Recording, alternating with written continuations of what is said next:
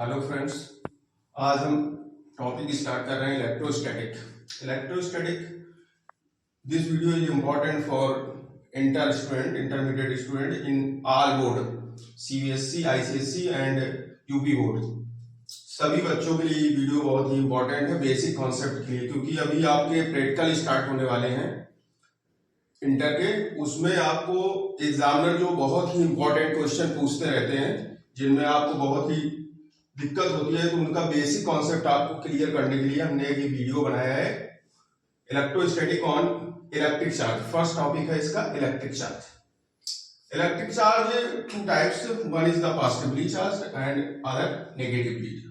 positive atom repulse each other like a negative charged atom, but in case of positive and negative it is attract। यहाँ पे क्या होता है, यहाँ repulsion होता है और इस जगह पे क्या होता है, अट्रैक्शन। जहां अपोजिट चार्ज होते हैं तो अपोजिट चार्ज में क्या होता है, अट्रैक्शन होता है।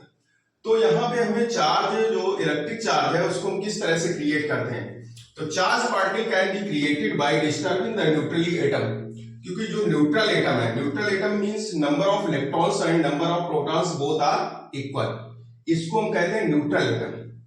तो mass of the atom m, it is the neutral atom means number of electrons and proton both are equal.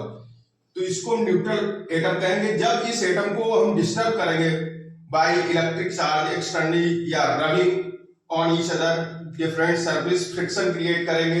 तो इससे हमें इसको, इस एटम को, जो यहाँ पे न्यूट्रल एटम है, इसको हम क्या करेंगे, डिस्टर्ब करेंगे।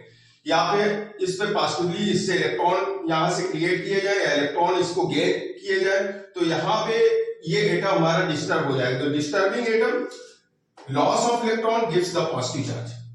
मींस जब किसी एटम से इलेक्ट्रॉन जनरेट हो जाते हैं, मींस ओरिजिनेट करता है इलेक्ट्रॉन, तो वहां पे इलेक्ट्रिक चार्ज हमारा हो जाता है पॉजिटिव। क्यों? क्योंकि इलेक्ट्रॉन ये क्या कर रहा है, दूसरे एटम को दे रहा है। Means number of proton is greater than number of electrons. तो अगर इस बॉडी का मास m डैश है, इस बॉडी का मास m डैश है, क्योंकि इससे इलेक्ट्रॉन हमने क्या किए, किसी अदर बॉडी को दे दिए हैं, तो इसका मास क्या हो जाएगा, इस न्यूट्रल एटम के मास से कम हो जाएगा। तो पॉजिटिवली चार्ज एटम का जो मास होगा वो न्यूट्रल एटम के मास से कम होगा, that is m dash is less then mass of neutral atom. Neutral atom के मास से क्या होगा, कम हो जाएगा। Gains of electron gives the negative charge atom. Gains electron means इस एटम पे हम इलेक्ट्रॉन दे रहे हैं, ये गेन कर रहा है इलेक्ट्रॉन, तो इलेक्ट्रॉन गेन करेगा as then Ne is greater than Np, means number of electrons in this atom is greater than number of proton. जब इलेक्ट्रॉन की नंबर इस पे बढ़ जाएगा, इलेक्ट्रॉनिक चार्ज आपको पता है 1.6 × 10⁻⁻⁹ कूलम, जब इलेक्ट्रॉनिक चार्ज इस पे बढ़ेगा, that is mass of this atom is greater then mass of neutral atom. Neutral atom के मास से इसका मास इंक्रीज कर जाता है। तो आप मास से भी डिफाइन कर सकते हैं इनको, क्योंकि जो न्यूट्रल एटम का मास होता है वो m है, और इस m को जब हम इलेक्ट्रॉन किसी एटम से ले लेते हैं तो वहां पे मास उसका कम हो जाता है, then m dash is less than m। और जब इलेक्ट्रॉन किसी एटम को दे रहे हैं हम, मींस इलेक्ट्रॉन का नंबर इस पे बढ़ रहा है, Ne is greater than Np। इस कॉन्सेप्ट को आप क्लियर कर लें, Ne is greater than Np, तो mass of this atom means जो पॉजिटिवली चार्ज एटम है, जो नेगेटिवली चार्ज एटम है, उस पे हमें क्या होगा, उसका जो मास होगा वो न्यूट्रल एटम से ज्यादा होगा। तो इस तरह से आप कॉन्सेप्ट को, इलेक्ट्रिक चार्ज के कॉन्सेप्ट को आप क्लियर कर सकते हैं। इसको आप नोट कर लें, बहुत ही इंपॉर्टेंट है ये। इस पॉजिटिवली इनमें रिपल्सन होगा और यहाँ पे भी रिपल्सन होगा, और इन केस में अट्रैक्शन होगा। इसको आप नोट कर लीजिए अच्छे से। इलेक्ट्रोस्टैटिक टॉपिक में आपको सबसे बड़ी प्रॉब्लम स्टूडेंट को ये रहती है, इलेक्ट्रोस्टैटिक क्या है, मैग्नेटोस्टैटिक क्या है, इलेक्ट्रोमैग्नेटिक रेडिएशन क्या है। तो सबसे एक हमने छोटा सा वीडियो से लिया है, इसमें आपको इंपॉर्टेंट ये है कि आपको इलेक्ट्रोस्टैटिक में कौन कौन सी प्रॉब्लम आती है और मैग्नेटोस्टैटिक किस तरह से आप समझेंगे। तो electric charge produce electric, magnetic and electromagnetic radiation. तो electric charge in motion condition, motion किस तरीके से है, उसमें इलेक्ट्रिक चार्ज कौन से फील्ड जनरेट कर रहा है। तो जैसे हमने लिया, सपोज दैट ये पॉजिटिव चार्ज है, इसकी वेलोसिटी v = 0, मींस ये इलेक्ट्रोस्टैटिक है, स्टेशनरी कंडीशन इसकी है। तो ये इलेक्ट्रोस्टैटिक को डिफाइन कर रहा है। मींस ये इलेक्ट्रिक फील्ड जनरेट करेगा। कोई भी चार्ज है और उसकी अगर वेलोसिटी जीरो है, मींस वो रेस्ट कंडीशन में है, तो रेस्ट कंडीशन में है तो वहां पे केवल क्या होता है, इलेक्ट्रिक फील्ड जनरेट होती है। ऑप्शनल टाइप के क्वेश्चन आएंगे इंटर के पेपर में, तो आपको ये ध्यान देना है कि किस तरीके से चार्ज का मोशन कंडीशन में क्या इलेक्ट्रिक फील्ड, क्या कौन सी फील्ड जनरेट कर रहा है। काफी बार ये ऑप्शनल क्वेश्चन में है। अगर चार्ज रेस्ट कंडीशन में है तो वो इलेक्ट्रिक फील्ड जनरेट करता है। क्या जनरेट करता है, electric field. Charge in rest condition it generate electric field. अब रेस्ट कंडीशन मींस ये इलेक्ट्रोस्टैटिक ब्रांच को डिफाइन कर रहा है। तो इलेक्ट्रोस्टैटिक डिफाइन ब्रांच में कूलॉम्स लॉ, गॉसेस लॉ, ये कूलॉम्स लॉ और गॉसेस लॉ उस कंडीशन में हम लोग अप्लाई करेंगे जब चार्ज हमारा रेस्ट कंडीशन होगा। रेस्ट कंडीशन में तो उसमें हम डाइपोल डिफाइन करते हैं, तो चार्ज वहां पे हम स्टैटिक कंडीशन लेते हैं चार्ज की। तो ये डिफाइन कर रहा है हमारी ब्रांच इलेक्ट्रोस्टैटिक। नेक्स्ट है इफ चार्ज हमारा मोशन कंडीशन में है but velocity of the charge is constant, means velocity variable नहीं है चार्ज की। चार्ज की वेलोसिटी हमारी क्या है, कांस्टेंट वेलोसिटी है। कांस्टेंट वेलोसिटी से ये चार्ज पार्टिकल मूव कर रहा है with velocity v। Velocity is the constant, means flow of charge in a wire, the flow of it is current, means constant current flow हो रहा है। तो ये इलेक्ट्रिक फील्ड के साथ साथ magnetic field, means electromagnetic both electric and magnetic field generate करेगा। यहां पे आपको Biot-Savart law, Ampere's law define करेंगे। इसके अंतर्गत हम लोग ये इलेक्ट्रोमैग्नेटिक ब्रांच है, इलेक्ट्रोमैग्नेटिक ब्रांच को ये डिफाइन करता है। मींस पॉजिटिव चार्ज हमारा मूविंग कंडीशन में है और मूविंग कंडीशन में किस तरीके से है, कोई भी चार्ज मूविंग कंडीशन में उसकी वेलोसिटी कैसी है, कांस्टेंट। कांस्टेंट वेलोसिटी से जब मूव करता है तो इलेक्ट्रिक और फील्ड के साथ साथ मैग्नेटिक फील्ड भी जनरेट करता है। तो एक ये टॉपिक है। इसके अंतर्गत बायो-सेवर्ट लॉ को हम डिफाइन करेंगे, एम्पियर्स लॉ इनको पढ़ते हैं। इस इलेक्ट्रोमैग्नेटिक ब्रांच के अंतर्गत इसको इलेक्ट्रोमैग्नेटिक बोलते हैं। जैसे ये इलेक्ट्रोस्टैटिक है, चार्ज इन रेस्ट कंडीशन, वैसे इलेक्ट्रोमैग्नेटिक ब्रांच। सेकंड है if charge particle move, means movable है, रेस्ट कंडीशन नहीं है लेकिन मूव किस तरीके से कर रहा है, उसकी वेलोसिटी कैसी है, velocity is not constant, means variable velocity से मूव करता है। किसी भी रीजन में जाता है तो वेरिएबल वेलोसिटी से मूव करता है, मतलब उस रीजन को वो डिस्टर्ब करता है। तो disturbance in a medium produce wave. तो ये इलेक्ट्रिक फील्ड तो देता है, मैग्नेटिक फील्ड भी देता है, इलेक्ट्रिक और मैग्नेटिक दोनों दे रहा है। इसके साथ साथ वो क्या दे रहा है, इलेक्ट्रोमैग्नेटिक रेडिएशन। जहां हम मैक्सवेल इक्वेशन पढ़ेंगे तो ये electromagnetic radiation means electric field के साथ साथ मैग्नेटिक फील्ड और इलेक्ट्रोमैग्नेटिक रेडिएशन भी देता है।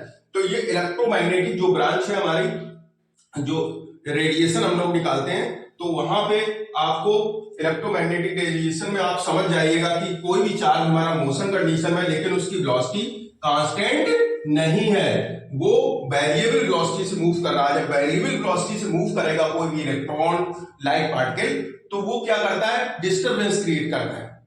ठीक है, तो ये वेरिएबल जो वेलोसिटी है यही हमारी मैटर वेव्स देती है।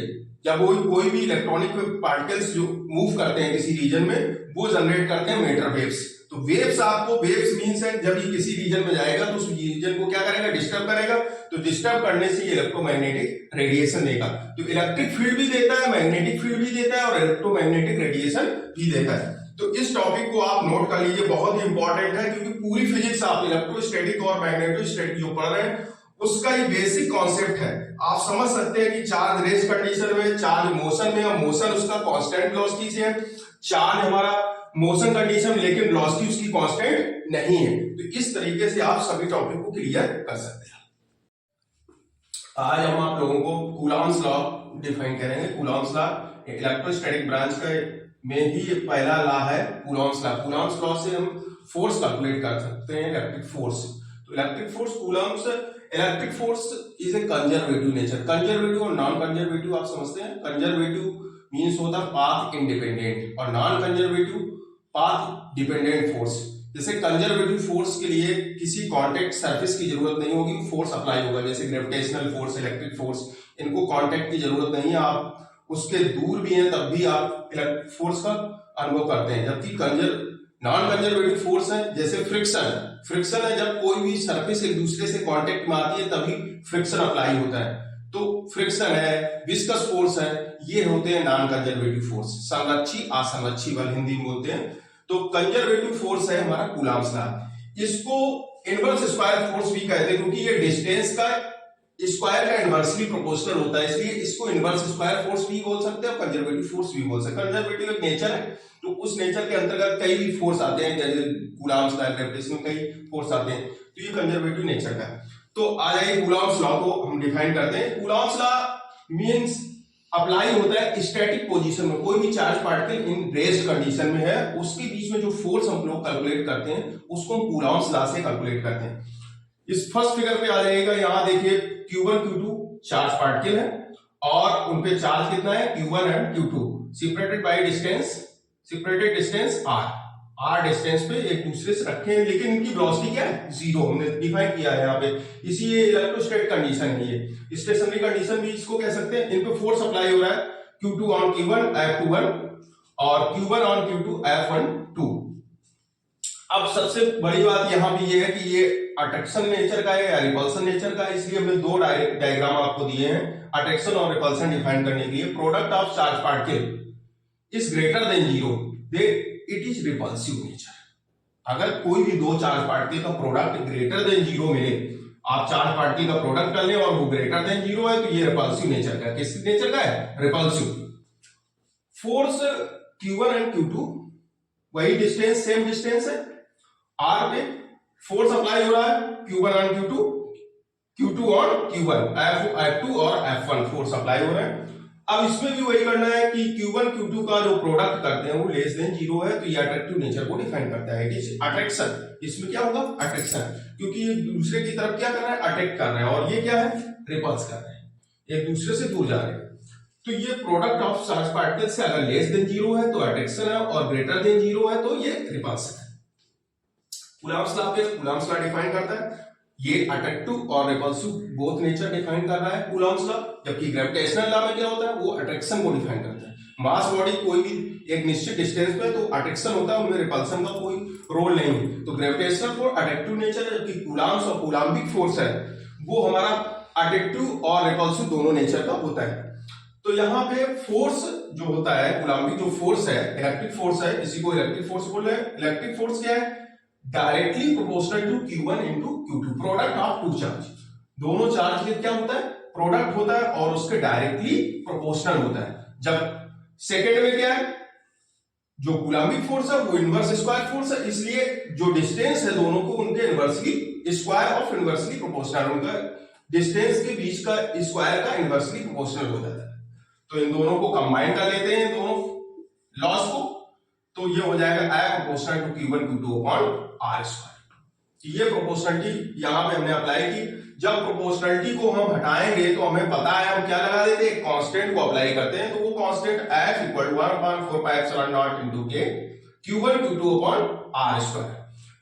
1/4πε0 एक प्रोपोर्शनलिटी कांस्टेंट है। 1/4πε0 की वैल्यू आपको न्यूमेरिकल पर्पस पे याद रखना होगा। इसकी वैल्यू होती है 9 × 10⁹ न्यूटन मीटर स्क्वायर पर कूलम्ब स्क्वायर। इसकी यूनिट भी आपको ध्यान रखना पड़ेगा, न्यूटन मीटर स्क्वायर पर कूलम्ब स्क्वायर। ये प्रोपोर्शनलिटी कांस्टेंट है 1/4πε0, इसकी वैल्यू है 9 × 10⁹ न्यूटन मीटर स्क्वायर पर कूलम्ब स्क्वायर। अब आपने एक यहां पे देखा होगा एप्सिलॉन नॉट क्या है, तो epsilon not permittivity of free space और वैक्यूम या एयर के लिए हम लोग परमिटिविटी एप्सिलॉन नॉट से लिखते हैं। इसको क्या होता है, इसको एप्सिलॉन नॉट लिखते हैं। इसकी भी वैल्यू आपको याद रखनी है न्यूमेरिकल के लिए। इसकी वैल्यू होती है 8.85 × 10⁻12, 8.85 × 10⁻12 कूलम्ब स्क्वायर पर न्यूटन मीटर स्क्वायर। तो आपके लिए एक काम दिया गया है, आप कमेंट में बताएंगे कि कूलम्ब स्क्वायर पर न्यूटन मीटर स्क्वायर जो इसकी यूनिट है, आपको इसकी डायमेंशन आपको कमेंट बॉक्स में जरूर देना है। इसकी डायमेंशन कैलकुलेट करके कि डायमेंशन इसकी क्या होगी, ये आपका होमवर्क है। एप्सिलॉन नॉट की डायमेंशन आपको कैलकुलेट करके बताना है, क्योंकि एक फर्स्ट लेक्चर में हमने डायमेंशन, सबकी डायमेंशन डिफाइन की थी, इसलिए आपको एप्सिलॉन नॉट की डायमेंशन कमेंट बॉक्स में लिखना है। परमिटिविटी इन फ्री स्पेस तो आपने समझ लिया कि 8.85 × 10⁻12 coulomb square newton metre square, ये वैल्यू होती है परमिटिविटी इन फ्री स्पेस की।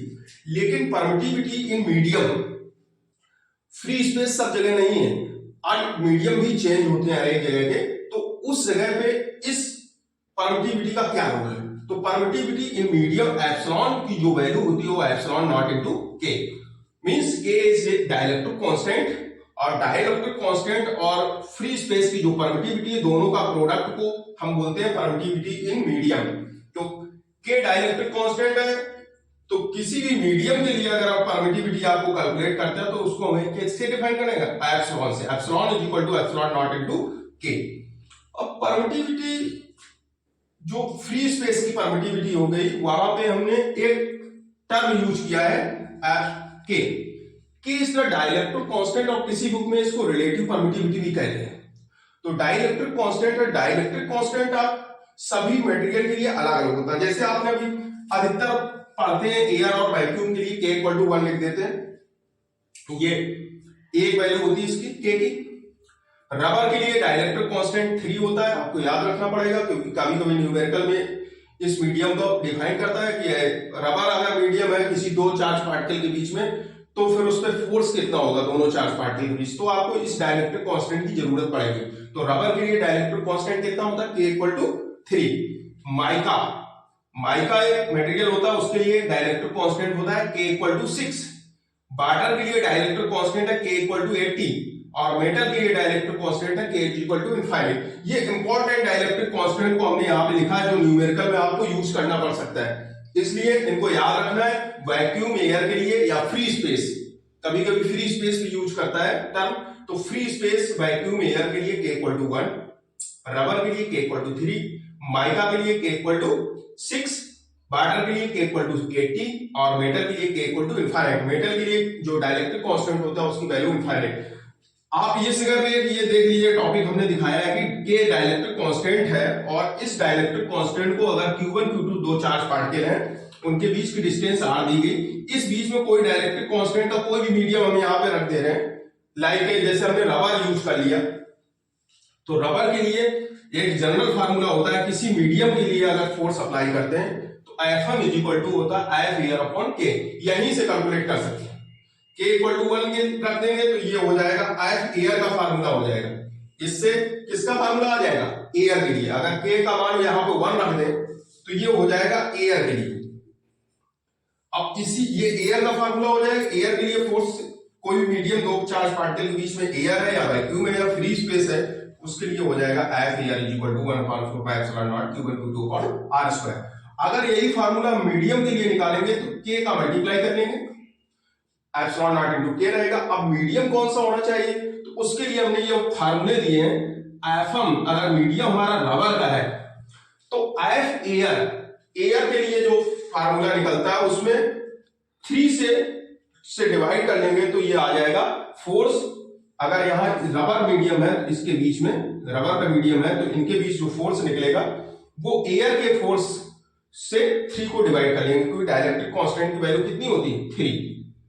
इसी तरह से माइका के लिए F air is equal to F upon 6, water के लिए F एयर अपॉन 80, क्योंकि K की वैल्यू आपको वेरिएट करना, उसी में वेरिएशन लाना, क्योंकि K की वैल्यू डिफरेंट है और तो सेम रहेगा एयर के लिए। इसी तरह से मेटल के लिए F air upon infinite, 1 upon infinite की वैल्यू क्या होती है, 0। तो अगर मेटल मीडियम है किसी भी दो चार्ज पार्टिकल के बीच में, और मेटल हमने यहाँ पे है, तो यहाँ पे हमारा जो फोर्स हो जाएगा वो हमारा क्या हो जाएगा, 0 हो जाएगा, क्योंकि वो रिफ्लेक्टेड इलेक्ट्रिक फील्ड लाइंस को कैंसिल करता रहेगा। ये कंडक्टिव मीडियम है, तो यहाँ पे ये 0 हो जाएगा। तो ये Fm मेटल के लिए हो जाएगा F air upon infinite equal to 0।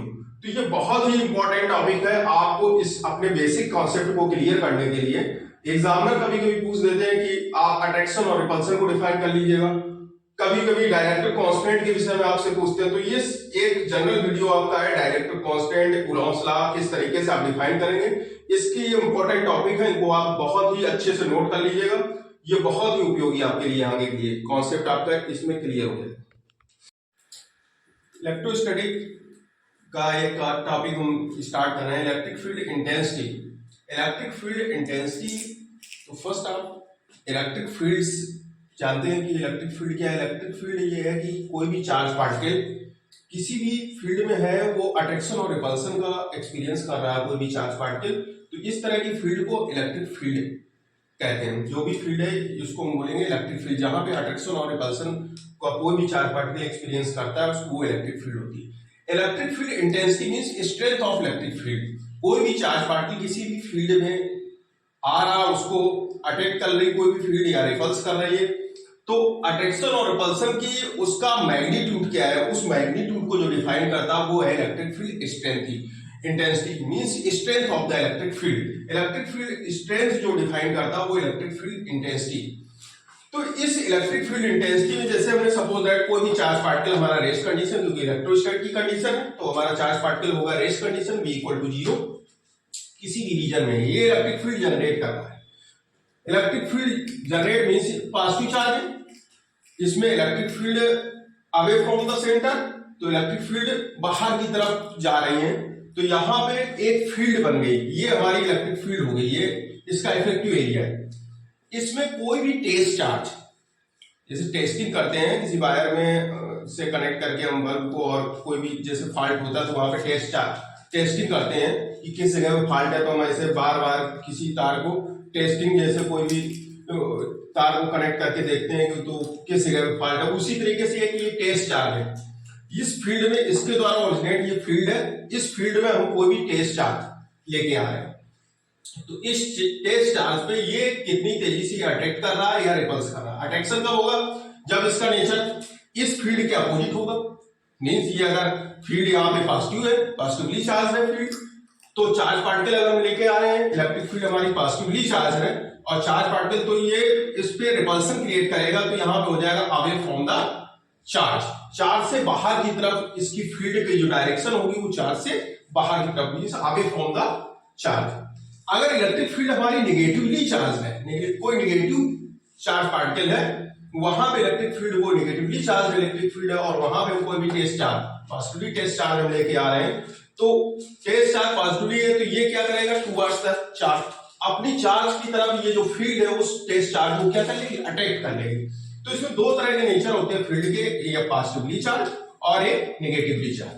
अगर पॉजिटिवली चार्ज है तो away from the centre charge के हो जाएगा डायरेक्शन फील्ड की, अगर नेगेटिवली चार्ज फील्ड है तो towards the centre of the charge, तो टुवर्ड्स द चार्ज के से क्या हो जाएगी, टुवर्ड्स, एक होगी अवे फ्रॉम द और एक होगी टुवर्ड्स द सेंटर।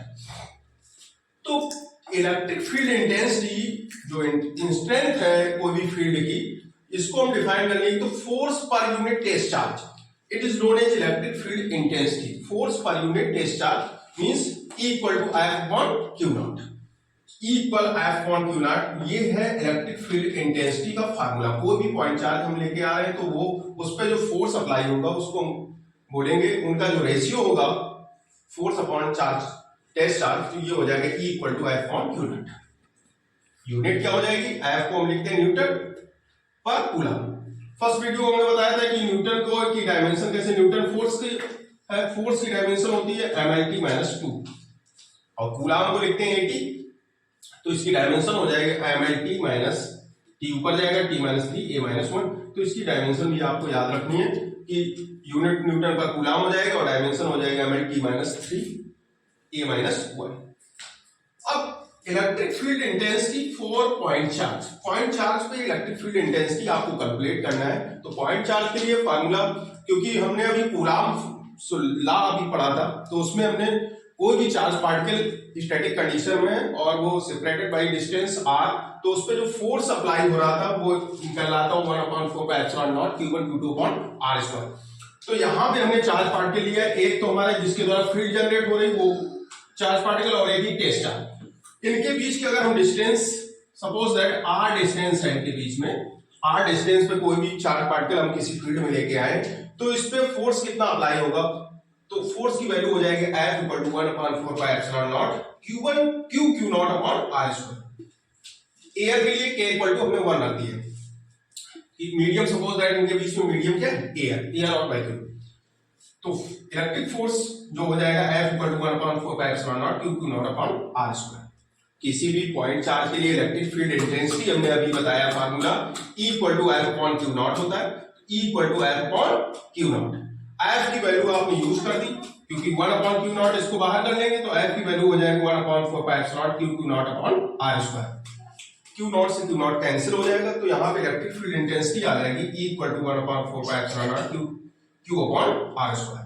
ये इलेक्ट्रिक फील्ड इंटेंसिटी का फार्मूला फॉर पॉइंट चार्ज, कोई भी पॉइंट चार्ज किसी रीजन में उस पे इलेक्ट्रिक फील्ड की जो वैल्यू होगी वो ये हो जाएगी E equal to 1/4πε0 Q upon R square. वैसे जनरल फार्मूला ये है, क्योंकि electric field intensity E equal to I upon Q not, force per unit test charge it is known as electric field intensity. लेकिन point charge के लिए एक formula, force कितना होगा, फोर्स हो जाएगा ये जो आपने फार्मूला दिया, और यहाँ पे इलेक्ट्रिक फील्ड पॉइंट चार्ज के लिए आ जाएगी 1/4πε0 क्यू अपॉन आर स्क्वायर। अब बहुत ही इंपॉर्टेंट इसमें है कि आप डायरेक्शन किस तरीके से डिसाइड करेंगे। कोई भी पॉइंट चार्ज है, किसी भी फील्ड कहीं भी है, तो वहां पे direction of electric field intensity का आपको डायरेक्शन निकालना। जैसे कोई भी फील्ड है और वहां पे पॉजिटिवली चार्ज है, कोई भी पॉजिटिव फील्ड है उस जगह पॉजिटिवली चार्ज है, तो इस पर फोर्स वही होगा away from the centre. Electric field की डायरेक्शन और फोर्स की डायरेक्शन दोनों सेम हो जाएंगे। इलेक्ट्रिक फील्ड और फोर्स की डायरेक्शन, कूलम्बिक फोर्स और इलेक्ट्रिक फील्ड इंटेंसिटी की डायरेक्शन क्या हो जाएगी, सेम होगी इन case of positively charge. Positive charge अगर फील्ड है, कोई भी पॉजिटिव चार्ज है, तो उन दोनों की डायरेक्शन क्या हो जाएगी, सेम होगी। But in case of negatively charge कोई भी फील्ड है, तो वहां पे जो फोर्स अप्लाई होगा, फोर्स और electric field both opposite to each other, दोनों की डायरेक्शन एक दूसरे के क्या होगी, विपरीत दिशा में होगी, अपोजिट होगी। इलेक्ट्रिक फील्ड की direction away from the centre और जो चार्ज की जो फोर्स की डायरेक्शन है टुवर्ड्स द सेंटर, तो ये दोनों एक दूसरे के क्या है, अपोजिट है। इन case of positive charge both direction is similar, electric field and force की डायरेक्शन क्या हो जाएगी, सेम होगी। But in case of negatively charge particle अगर कोई भी है, तो उस पर जो फोर्स अप्लाई हो रहा है और इलेक्ट्रिक फील्ड उसके द्वारा जो जनरेट हो रही, दोनों के द्वारा दोनों की डायरेक्शन क्या होगी, एक दूसरे के अपोजिट। बहुत ही इंपॉर्टेंट चीज है, इसको आपको ध्यान रखना है, इस चीज को बहुत अच्छे से आप नोट कर लीजिएगा और अपने दिमाग में सेव कर लेंगे। अब आप नेक्स्ट टॉपिक है इसमें vector form of electric field intensity. Electric field intensity का वेक्टर फॉर्म, उसकी डायरेक्शन के हिसाब से हम वेक्टर फॉर्म कैलकुलेट करते हैं। तो E vector equal to 1/4πε0 Q upon R square into R cap, ये इसका वेक्टर फॉर्म है। और हम जानते हैं आर कैप की जो वैल्यू होती है vector R upon R, vector R upon R. R क्या है, यहां पे ये जो आर हमने लिख दिया है, इस आर का मतलब है मॉडुलस ऑफ आर, ये आर का मॉडुलस है, magnitude. R cap equal to unit vector of, ये जो डिस्टेंस के लिए हमने यूनिट वेक्टर कैलकुलेट किया, R cap equal to R vector upon R. तो आर कैप की जो वैल्यू हम रखेंगे यहाँ पे, तो यहाँ पे आर वेक्टर अपॉन आर जब रखेंगे तो आर आर मल्टीप्लाई हो गया, क्या हो जाएगा, आर क्यूब हो जाएगा। इसलिए E इक्वल टू आ जाएगा 1/4πε0 Q upon R cube into R vector. तो ये वैल्यू आ जाएगी वेक्टर फॉर्म में, तो इसको बहुत ध्यान से देख लीजिएगा, 1/4πε0 Q upon R cube into R vector. अब XYZ कोऑर्डिनेट सिस्टम में इसको हम कैसे लिखेंगे, कोई भी इलेक्ट्रिक फील्ड इंटेंसिटी है along x direction, y direction and z direction में हम कैसे कैलकुलेट करेंगे, क्योंकि हम जानते हैं कि जो पोजीशन वेक्टर होता है r vector x i cap y j cap and plus z k cap, तो ये पोजीशन वेक्टर को हम लिखते हैं x i cap plus y j cap plus z k cap. इसका मैग्नीट्यूड जो कैलकुलेट करते हैं वो √x² plus y square plus z square. सभी की वैल्यू जब हम इस फार्मूले में यूज करेंगे, तो यहां पे यूज कर लीजिए, तो E इक्वल टू आ जाएगा 1/4πε0 क्यू।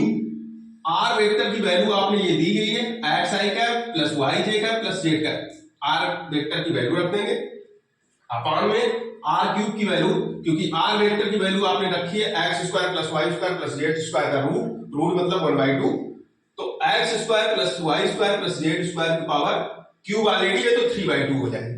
अब इनके एक्स वाई जेड जो कंपोनेंट हैं उनको हम लोग क्या कर लेंगे, सेपरेट कर लेंगे दोनों के लिए।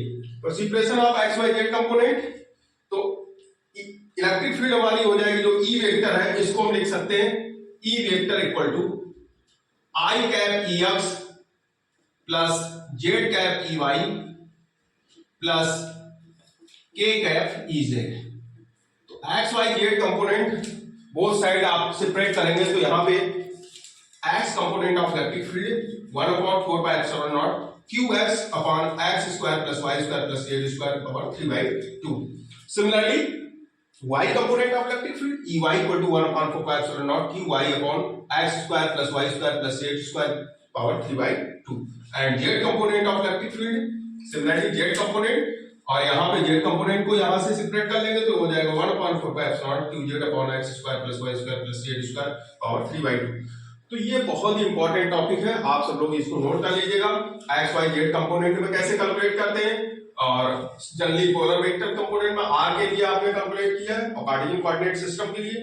तो ये पूरा आपका टॉपिक दिया गया है, इसमें डायरेक्शन पहले हमने जनरल फार्मूला बताया, फिर पॉइंट चार्ज के लिए बताया, इसके बाद हमने कोई भी फील्ड के नेचर को डिफाइन किया, nature of the field, field के नेचर को डिफाइन किया। इसके बाद हमने फील्ड की डायरेक्शन में इलेक्ट्रिक फील्ड और फोर्स की डायरेक्शन कैसे होगी, फिर हमने इसमें वेक्टर फॉर्म बताया, किसी भी इलेक्ट्रिक फील्ड को वेक्टर फॉर्म में कैसे कैलकुलेट करते हैं और X Y Z coordinate system में कैसे कैलकुलेट करेंगे। तो इस पूरे टॉपिक को आप अच्छे से नोट कर लीजिएगा, बहुत ही इंपॉर्टेंट टॉपिक है आपके लिए, बोर्ड एग्जाम के लिए। आप अच्छे से इसको तैयार कर लीजिए और कंपटीशन में भी इसका यूज होगा अच्छे से, क्योंकि आपको नीट और जेईई का जो एग्जाम देना है तो उसमें भी इसका बहुत ही इंपॉर्टेंट रोल है।